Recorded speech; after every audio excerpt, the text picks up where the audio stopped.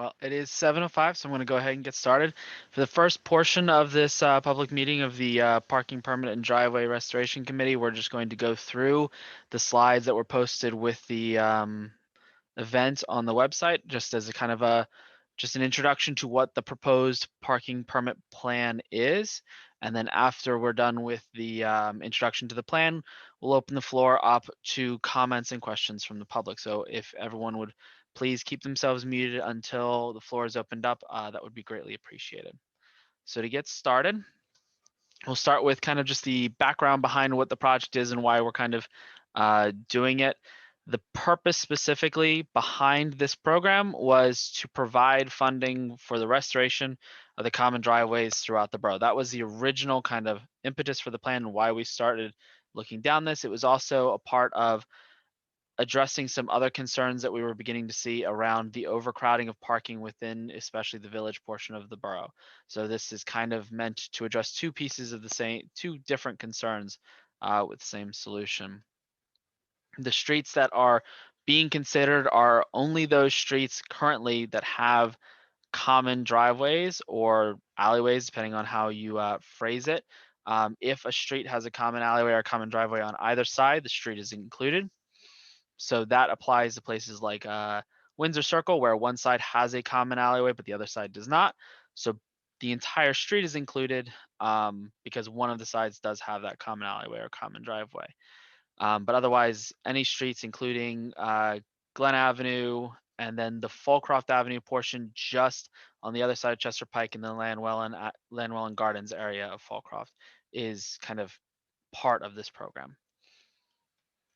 As far as the specific details for the program, like where the rubber meets the road portion, the permit cost would be $60 per year. It's proposed to be $60 per year with a maximum of 4 permits per household. This price point is based upon an estimate of the cost of the repair of the driveway system, which came in at about $1.8 million. We took that.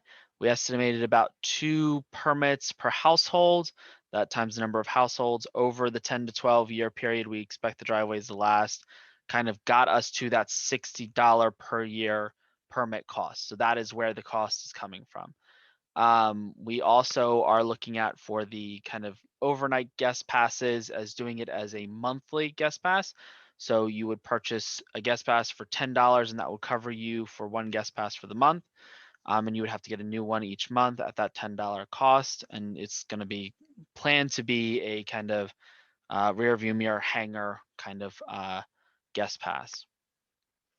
Any price reductions, so anything that would fall under that category would be senior citizen discounts, handicap discounts, like anything that could be considered a hardship or a discount would be done through the application process. So you can mark off that you have some sort of hardship that would mean that you would benefit from some sort of price reduction or exemption in cost. All of that would be collected in the application process, and then that information would be reviewed and then approved on a case-by-case basis through that application process to ensure that everyone gets kind of the pricing that they need and everyone is getting kind of that specific treatment rather than having some blanket rules where some people are going to get missed and some people will not. As far as the time windows for enforcement, the current proposal is between 10 p.m. and 6 a.m. So this is an overnight parking permit program. So during the day, parking is free. You can park as you need. So contractors, people who are coming to do services, they don't need parking permits, things like that. And each violation of the ordinance would be $100 fine. That is the current proposed fine. And that is kind of the nuts and bolts of the plan. So at this point, I would like to open up the floor to comments and questions from the public. Let's try to kind of do our best to kind of go one at a time and go forward. But yeah, so at this point, you should be able to unmute yourself and ask any questions or make any comments you need to. Mr. Council Vice President, Yes. it's Joe Papaleo. I mean, I wasn't aware of the $100 violation determination. And I don't know if there are any statutory laws that limit to what degree we can charge for violations. But does anybody feel that, like, does $100 seem high? The $100 number came from a comparison with um, other ordinances similar to this and the ordinance that we're kind of basing it off of, and it's a portion of, you want to make sure your fine is enough to make sure people are going to Got it. rather pay for the permit than to just pay off the fine when they get it everyone, like, rather than trying to take the risk of seeing if they can get by without having to get the permit.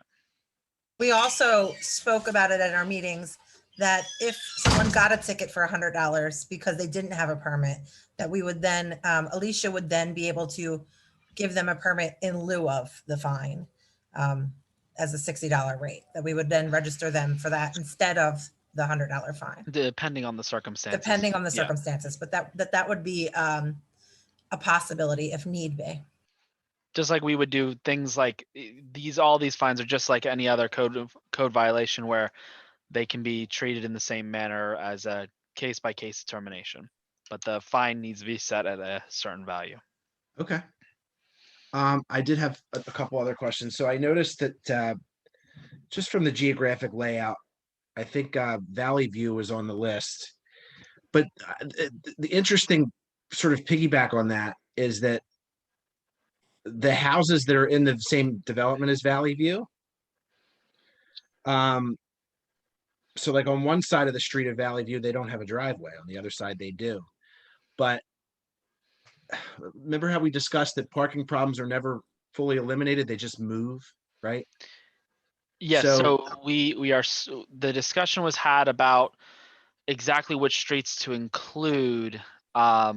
We decided to start with this can be amended and streets can be added as needed as we identify additional streets, or as people bring up additional streets that they feel need to be a part of the permit program.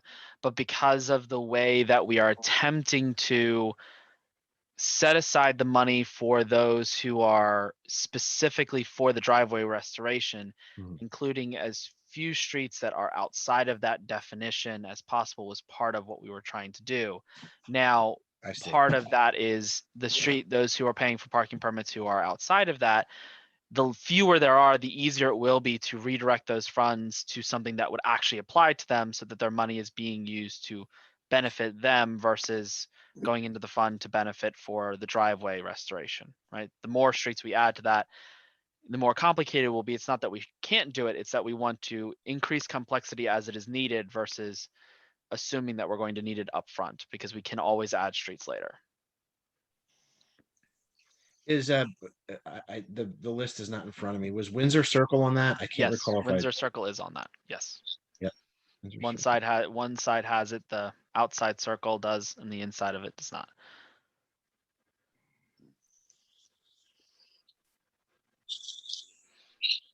Are you good for me to hand it off to other people? Absolutely, yeah. Okay, so I'd like to open up the floor to anyone else who also have comments or questions. Hi, Sandy Adams. I have one question. What is being done? I know we had talked about this before in the meetings. What is being done to resolve some of the parking issues in the current common driveways? We have issues with that, and I'm concerned with, when these parking permits go into effect, that's going to be an even bigger issue. So I assume that you are speaking about kind of like the double parking issues or the blocking of the common driveway issues, things Yes, like that, correct? blocking the common driveway. They park parallel with the driveway and they're sticking out off of like their private park out into the common part. And So we've talked about that in the meetings before, and they were going to look at yes. coding and what to do about that. What's being done? Is that still So- being addressed? It is still being addressed as part of making sure that, what we are working on kind of can be done. But as far as the last we spoke about this, I believe technically if they're blocking the common easement is such that emergency vehicles cannot get down, that is something that we can deal with as part of what we currently have on the books. So it's just a matter of, if somebody is blocking that common easement, people just need to make a phone call into the police department and get that taken care of. Okay, because that's not what I was told before when I did. Okay. So maybe that's changed. I missed the last meeting. I will take a look into that to make sure that my understanding is correct. Yes, because we need to obviously know it that may because be. it's still an issue. And we can always, if you have an issue with something like that, make a call into the borough. So at the very least, we are notified of it so we can deal with it if it, whatever way is possible. Okay, But that will is do. going to most likely be the solution as far as the residents is to call into the borough to inform them that there is a car blocking that common alleyway and then for us to handle it from there. Oftentimes the police just go in and let them know that they got to move their car, and most of the time people will move their car and that's the end of it. But Got you, because I see that as increasing. Yep. With this. Thank you. not a problem. Additional questions or comments?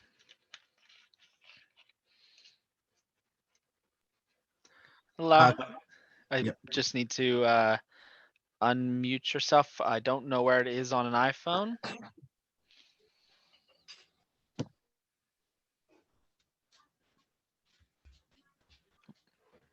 Looks like This is Ray Kralheim.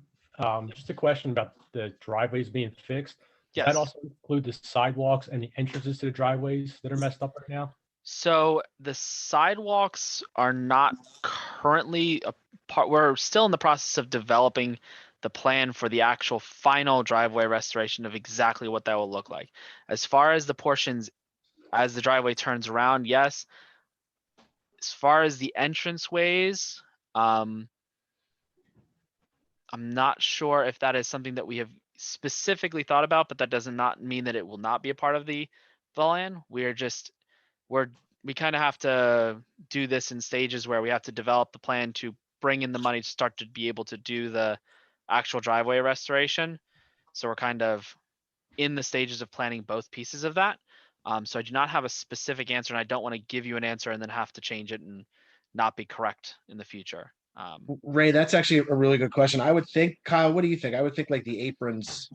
So I think they call that an apron. That's the It would- ramp, the access ramp that goes into the driveway. The question is really Correct. got to do with the easements on the deeds and then whatever TCs we get. And so I just don't have the information I want to write down the question and obviously try to get the best answer that I can. But I don't want to give an answer and then have to change it and be incorrect in the future. So this is just an ongoing planning process. But I do know what you're talking about, those aprons as we pull into there, and I will put that down as something to look for as we're going through that planning process. Thank you for the question. Thank you. Yep.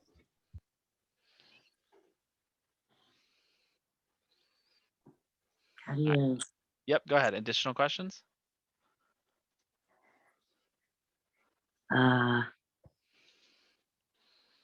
hello? Yes, we can hear you. Oh, I didn't know. I'm not used to Zoom. You're fine. You know what, I was talking to Joe earlier and, there's a problem because a lot of people have been complaining and my husband, we all been complaining, but even some of my neighbors when how dangerous it is at the bottom of Crotzer Avenue and Elmwood. Glen Olden all of a sudden on the other side had decided they're going to be parking their cars on their side, which it was never that way for the last 35 years that we lived here. And now it's like it's like a maze to drive down the street. But what's really bad is at the bottom of Crotzer Avenue, they're parking not only across the street on their side, but they're also the neighbors on my side on Elmwood complain that they're using all the parking spots on their side. And sometimes they even park boots. I'm saying, wait till spring, the boots will be back. And they'll be parking them on our side of the street or even in Crotzer Avenue. They'll come over because they have to pay permits, so they don't want to. So now they're starting to use the bottom of like Crotzer Avenue as their new parking spots. So I was, wondering, like, is there some way you say, well, we don't want to spend the money that you would collect from parking permits for our area, but I thought maybe even the park where the on Primos there where the police station is, maybe they could use the money to spruce that up for the kids or something. I don't know if that would be something viable if you're if we would enact parking permits on this part of Old Fallcroft, because then there's other problems behind my house on Primos. There's these little bungalow houses and half of them don't have driveways. And that's a raceway highway, Right. Primos. Yep. And the people across from them have a shared driveway they don't like using, so they come and park their cars on that side of the Primos where the bungalows are. And those poor people can't park there, in front of their house or Right. even, and they are now being forced to park on Warwick or even the Mhm. top of our street.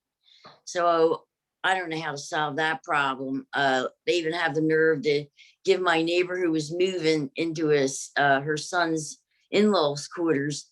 She had a moving truck and they came over and said, well, how much longer are you going to be parking there? Because we want to park there. I mean, that's an ongoing issue with them over there. And they have a driveway. I'm like, I said, Chris, why don't they use their driveway? She said they don't like it. I'm like, oh, So know. this is definitely a part of what I was talking about earlier, which is that idea that we can add streets as we go, we can add sections as we go, and we can try to work to identify that money to go to other things. Like you said, like restorations of parks is a great place for that money to go, because it benefits everyone, not, it benefits those people who would be inputting that money. So I think that would be definitely a good thing to do. We just need to go through the process of identifying those areas, making sure that that's what the will of a majority of the residents in that area would like, and that we would want to do that rather than just jumping in straight into doing that. So that may be something where we do kind of a poll of the area, just some way to get enough information so that we feel comfortable having it. But that having the information brought to us allows us to easily go out and say, okay, now we have the justification to go out and start asking that question and start getting that information to say, okay, it's obvious that these people would like a parking permit program additional to what's going on in other places, so we can add those sections. But this is not a final list. This is just the list we have now. So we can always add more streets later and direct that money to other sources, other projects and other things.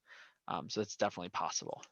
Yeah, because they've been complaining on Facebook, and I'm like, just call Andrew and explain what's going on down there at the bottom of Crotzer and Elmwood, and they've been complaining since last year that all of a sudden Glen Olden's parking both sides. So now that street has gotten really narrow. Do you know where I'm talking, between Primos and down to Ashland? Yes. Yep. At Elmwood, it's a shit show, and somebody's going to get hit coming out because there's so many big vehicles and they're on their Yep. side, and you have to squeeze out and hope that your front don't get hit. Yes, Because they park like even right to the curb. I drive down that every day to get home from work, and yes, it is a bit of just coming down the road. It's often a kind of a back and forth weaving to get through that section. Are they allowed to park now on that side, Glen Olden, it seems, or no? I believe I believe they have parking permits on the other side of the road, if I'm not mistaken. Oh, okay. I believe the Glen Olden side is a permitted section. At least it was in the past. I'm not sure if the whole of the road is, but at least some parts of that are permitted as well. Yeah, because what they do is I think they move the cars then at night and they park them now on Crotzer Avenue. And that's the big complaint the neighbors also have, is they drive their cars over and take up, full court residence parking, so they don't have to pay a permit then to park their cars there. Yep. Because they probably have the same kind of evening parking thing, probably. Yep. I did want to address C. Thompson's question in the chat. Currently, our plans for repairing the driveways will not probably be able to start taking place until 2022. So that's not a kind of that process is going to take much longer to get off of the ground, to get all of the signatures we need, all of the documentation we need, and actually complete and bid out the project. So as far as being able to do that for that short-term sale stuff, the driveway would not be able to be done in that time frame, this plan. So Kyle, this is Ray again. Does that mean that Yes. the code enforcement for the potholes will continue for the next year? Or will start being enforced because they haven't been in the past year or so? Yes. That is currently the suggestion to the council. We're suggesting some changes to the ordinance around the maintenance of the common alleyways as well, just kind of some little tweaks to that. So the maintenance as far as filling in potholes with patch and things like that, we're looking to make the driveways maintainable enough that they can be driven down and used, with at least our recommendation. This is not the decision of the whole of council. But the recommendation is to get the driveways maintained well enough that they can be used while the parking permit program brings in the initial revenue that we can then begin this project of restoring the entirety of the driveways to a full restoration level. So we kind of have to play the middle ground of where we are versus where we're trying to get and how long it'll take us to get there. Okay. Does that answer your brings me- question? Yeah, and it brings me to the next question. And if you've already mentioned this, I apologize for joining a few minutes late. How will you prioritize the driveways in the borough over the next, 10 years, or even initially? How will that take place? So as far as the prioritization, I mean, we're attempting to do this as a full restoration across the board. And then once we have that restoration, as time goes forward and sections need restoration again, they will be identified and then we can go through the process of restoring them again in the future. But for the most part, as far as I know, there's really not many sections of driveway in this borough that don't need to be restored. So we're pretty much in a everywhere needs to be restored. So we're trying to do all of it as much as possible, as soon as possible, rather than trying to piecemeal it out over time. So starting in the current plan is to do all the borough in 2022? That is the goal. That is the planned goal. Obviously, issues around getting the permissions from the homeowners to do the work and all of that is going to kind of change as that plan goes forward and as we move forward. So I can't tell you exactly when things will be done. I can tell you the goal is to do it all in 2022. But depending on what little bumps and what big bumps in the road kind of develop, will change that timeline. Kyle, Sandy Adams again, two questions. When will the parking permit start? So the current proposal would be to start them in July. That would be kind of the targeted timeline. That is where we're at. Okay. Second one, on the addressing the streets that may have half driveways or don't have driveways, parking is definitely an issue in Fallcroft now. So are we looking to do a survey of individually those streets, maybe survey homeowners, get the percentage of, I think we ought to look into that and address each of those streets. For the sections that so they're are treated fairly on it. And then we can decide overall where that money would go. But I think that should be addressed because parking is definitely still a problem in almost all of Fallcroft now. Yep, that is a very good. The survey idea is a very good way to try to address that issue and identify those areas that the residents would like to have that parking permit program added, even though they don't have those common driveways. Right. Thank you. Are there other comments or concerns? Questions? Somebody brought up, and I read, they were saying, is each permit, let's say you have 4 permits, are each of them $60 a piece? Or is it Yes. 60? Okay. So I said it's to them, I think it is, because people are like, oh, for every car I have to pay $60. And I kind of responded, it seems to me, yeah, $60 a car. Yes, it would be $60 per permit, which would be per car, to a maximum of 4 vehicles. So that would cost them, what, I'm tired. 240, yes. Yep. Yeah, 240. Yep. Oh, that might cut down some of the cars that are just sitting around. That's kind of the playing both sides. You have to kind of balance it. But for the most part, like I said, the cost is entirely driven by the required cost for doing the restoration. Right. And I will posit that the $60 is probably going to end up being cheaper than paving the driveway. I did the math for Kyle the other day. I said a $60 permit would take you 16 and a half years to pay for the restoration of your easement. 16 and a half years of paying a $60 tag for your car would be the equivalent of a quote for just your easement of your property, not even your parking. So although the sticker price of $60 can feel like whoa, the sticker price of having to do your easement is a lot bigger of a whoa. Yep. Mm. All right. Are there any other questions or comments? Mm. I want to thank all of you who came in and gave comments and questions and great ideas and things for us to look into. This is why we're holding these, so we can get you guys' ideas and kind of pick your brains. As we develop more information will be sent out. Announcements will be put out there. This is not the final meeting around the parking permit program because this has to go before council, which will be another public meeting where people will be able to give input and add more information when we have the final plan for council to approve. So this is not the last step in the process, but we wanted to gather some information before we got there. So thank you very much all for coming out. Thank you. Thank you.